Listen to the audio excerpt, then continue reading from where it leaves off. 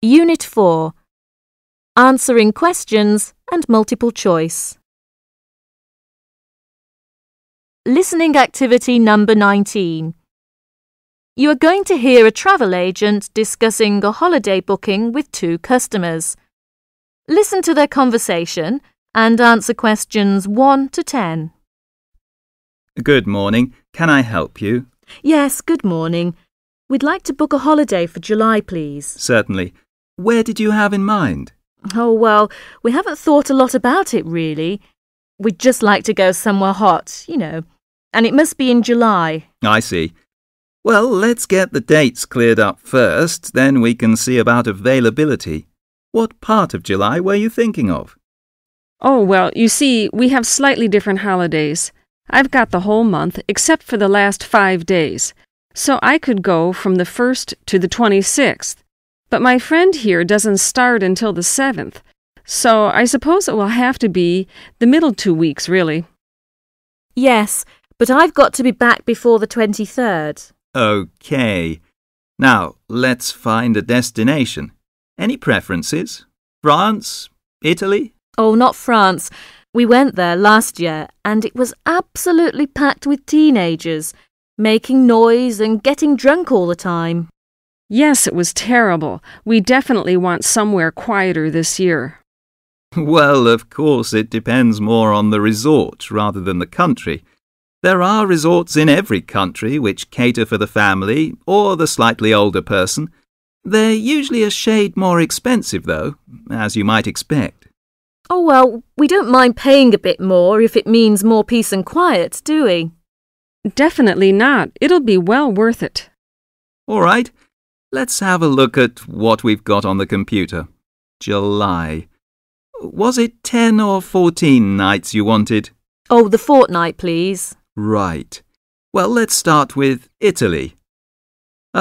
We've got 14 nights bed and breakfast in Sorrento for £345 from Manchester on the 14th. Or we've got... No, wait a minute. That's no good for me. We wouldn't get back till the 28th, and I've got to be back at work before that. Ah, yes. How about Sweden? 2 weeks, half board? How much would that be? That would be £540 from Manchester again. Well, 540... that seems too much. Well, madam, there's a surcharge for the airport, and it has a 5-star hotel. Oh, well, it's a bit over our budget, really. All right, let's try somewhere else. How about Portugal? Oh, that sounds great. We've never been there before, have we? Let's see now. We've got 14 nights in Albufeira, half board, from Gatwick, for £385. Albufeira? Oh, wait a minute. Did you say the flight was from London? That's right, from Gatwick. Oh, well, we'd prefer a flight from the north somewhere. Manchester, perhaps, or even Glasgow.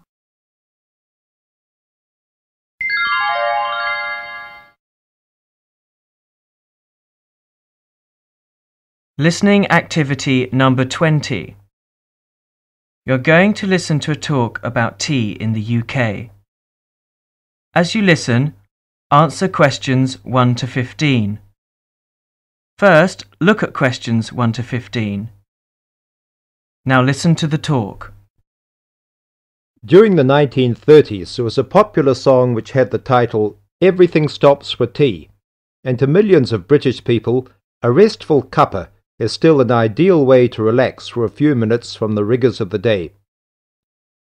The English custom of drinking tea has its roots in the 17th and 18th centuries.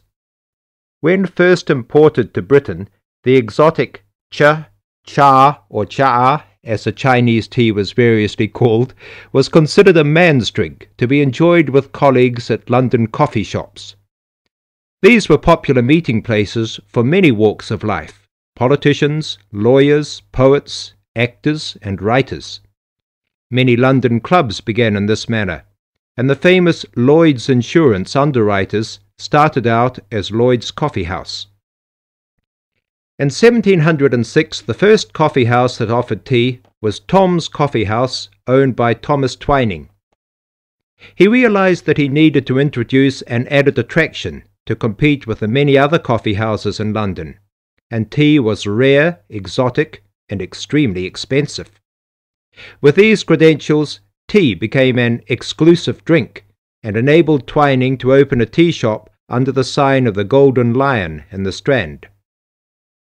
By the 18th century, the ladies of the more affluent classes were going China mad, using tea as an excuse for displaying their extravagant purchases of Chinese porcelain and Dresden tea sets. A comprehensive tea tray would consist of a teapot and stand, teacups and saucers, sugar bowl, milk jug, and basin for discarded tea and tea leaves. Tea was still expensive and kept in locked tea caddies. Skilled craftsmen fashioned caddies of carved inlaid woods fitted with crystal and precious metals. To ensure the servants weren't tempted by this priceless commodity, the caddy was kept locked, and only the mistress of the house held the key and prepared tea when guests came to visit. No well-brought-up young Englishwoman could consider herself socially acceptable unless she knew how to brew a proper cup of tea. As the 18th century progressed, changes in commerce and working hours resulted in the main meal of the day being taken much later in the evening. The prospect of lasting from breakfast until evening did not appeal to the Duchess of Bedford, who is usually credited with being the first to alleviate late afternoon hunger pangs by introducing a small 4 o'clock meal served with tea. With time, the light, wafer-thin toast or delicate white bread gave way to exotic fillings like tomato and egg, cucumber, chicken, or potted shrimps, followed by buttered scones, crumpets, or elegant pastries. The popularity of tea continued to spread, but it was not until 1839 that the first shipment of Assam Indian tea was landed in Britain. A healthy trade with India was soon established, and tea clippers, like the Cutty Sark, now a museum in a dry dock at Greenwich, were reaching the peak of their sailing days. In 1879, the first limited shipments of Ceylon tea began to arrive, and by 1880 this had been firmly established alongside Indian and China teas, giving the broad range of teas that are available today. There have been few changes in 3 centuries of tea trading.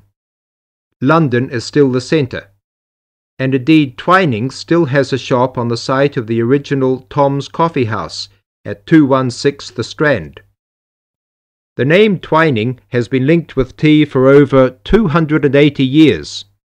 Indeed, it was Richard Twining, in his capacity as chairman of the dealers of tea, who in 1784 persuaded Prime Minister William Pitt to reduce the high tax on tea, making the beverage more accessible to the general public.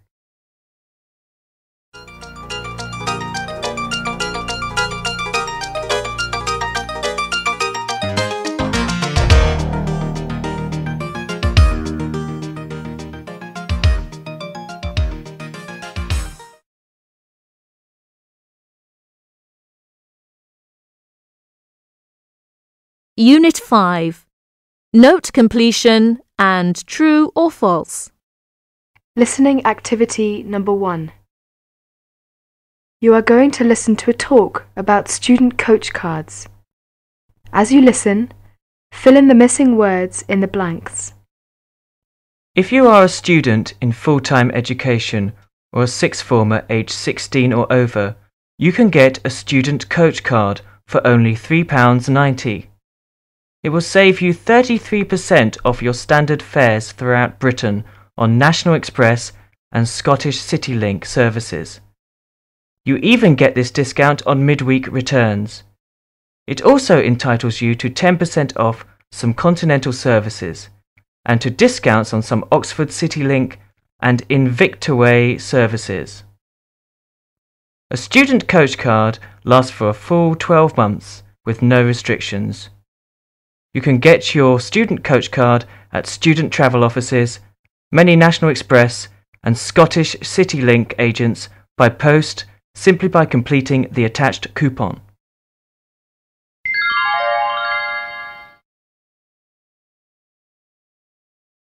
Listening activity number 2. You are going to listen to a talk about telephone services. Listen carefully and fill in the missing words in the blanks. Alarm calls to wake you up in the morning should be booked before 10:30 p.m. the previous evening. Transferred charge calls are those where the people you want to speak to agree to pay for your call to them. Transferred charge calls can also be made to many countries abroad. Personal calls are those where you tell the operator the name of the person you wish to speak to. You are not connected if that person cannot be found, though a message can be left for him or her to ring the operator later. This service is normally available for international calls as well. For emergency calls, if you want the police, fire or ambulance services in an emergency, dial 999. Tell the operator the service you want. Give your exchange and number, or all figure number as appropriate. Wait until the emergency authority answers. Then give them the full address where help is needed and other necessary information. 999 calls are free.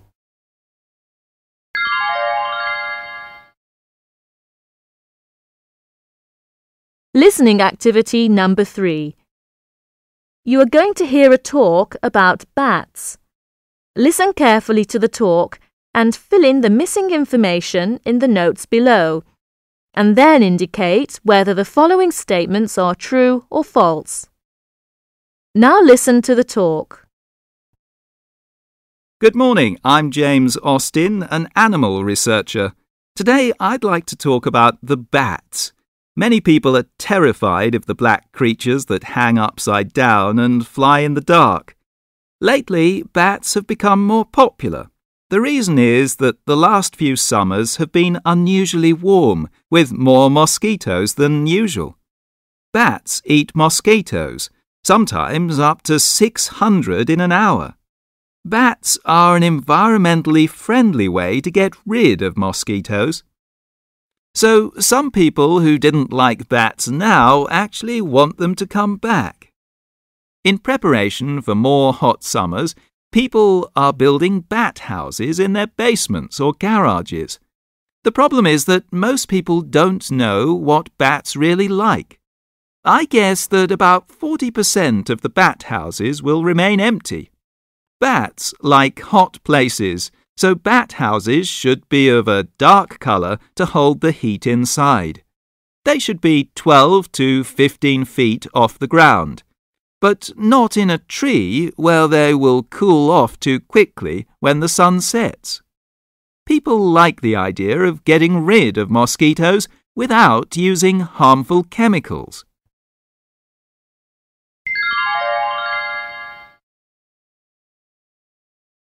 Listening activity number 4.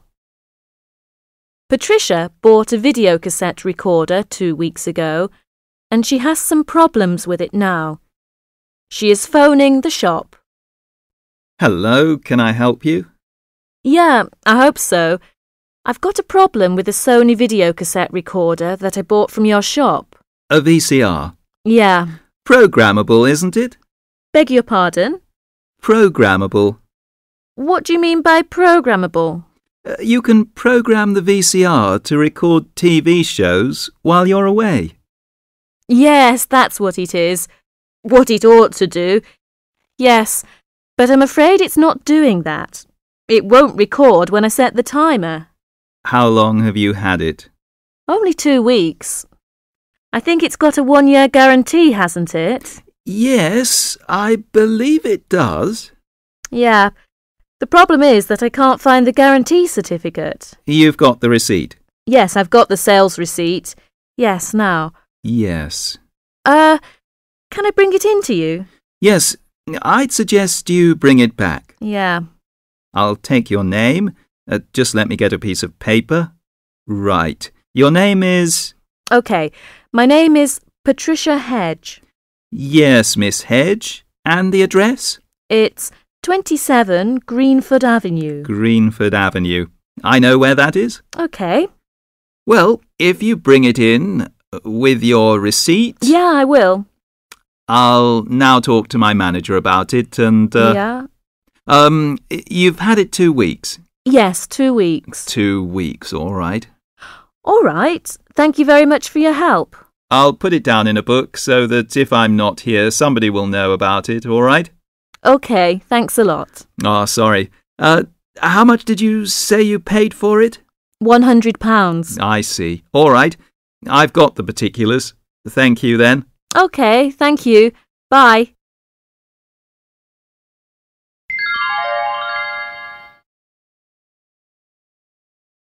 Listening activity number 5. You are going to hear a dialogue about opening a bank account. First, look at questions 1 to 10. Now, listen to the dialogue. Mr. Smith wants to open a bank account. He comes to a Barclays bank and talks to one of the staff there. Good afternoon. What can I do for you, sir? Good afternoon. I've just come to London for a visit. I need to open an account, but I don't know what type of account I could open. All right. How long will you stay in London? A couple of months. Then I will go back to my country. And how much money would you like to put in the bank? About £2,000. Well, you could open a higher rate deposit account. It requires £500 to open the account. What is the advantage of this account? As the name implies, the main feature of this option is that interest is 9% on net and 11.5% on gross. If you are non-residents, you could get interest on gross. And another bonus point to note is that interest is calculated daily and paid quarterly. In other words, the interest earned over a quarter, you are getting interest on your interest. Oh, I understand. How can I withdraw money? Do I get a checkbook? I'm afraid the only access to it is to come to your branch. I see. What happens to the account if the balance goes below £500? The rate of interest will be reduced and goes down to 5.52%. You can go below £500, but you can't overdraw on this account. What should I do if I want to close the account? 1 day's notice is needed. You should go to your branch and give notice that you would like to close the account. Then, come in the following day. Take your money out. That's it. Thank you very much for your help. Now, I would like to open a higher rate deposit account. That's lovely. Please fill in this form.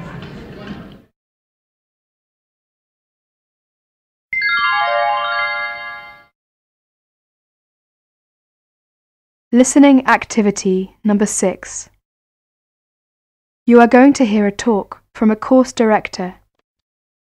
First, look at questions 1 to 9. As you listen, fill in the gaps and answer the following questions.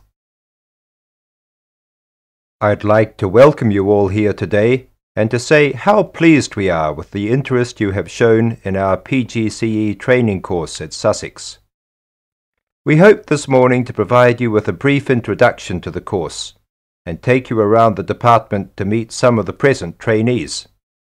Please don't hesitate to raise with me any questions that may come up. Firstly, let me say something about our approach to teacher training. There is a variety of opinion about the proper balance that should exist within initial teacher education between working in schools and the study of the disciplines of education.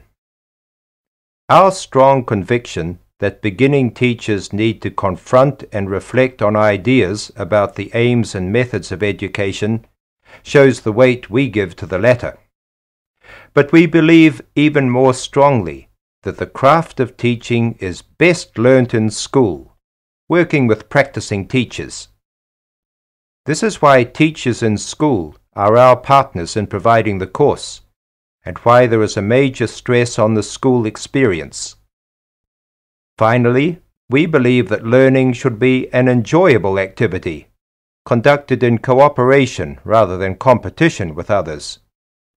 and we hope that the university and school settings and the structure of the course enable it to be so. In the university, most of the teaching takes place in small group seminars and workshops, and the Sussex Interdisciplinary